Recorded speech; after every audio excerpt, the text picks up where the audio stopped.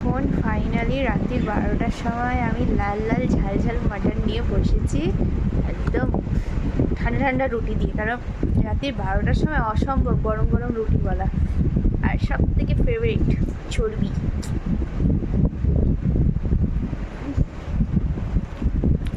আমার মা এত সুন্দর রান্না কেন করেন আমি জানি না।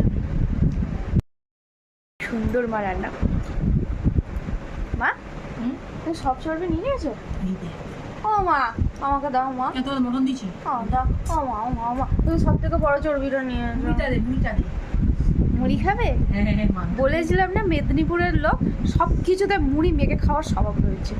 এত মুড়ি ভাল লাগে? মাংস দিয়ে মুড়ি না হলে ভালো লাগে না। মুড়ির ডিবেটাকে দে। আমি মুড়ির ডিবে নিয়ে বসেছি দেখ। মুড়ির ডাব্বা নিয়ে বসেছে, মুড়ির ডাব্বা নিয়ে। সব কিছুতে আমার মায়ের মুড়ি লাগবে।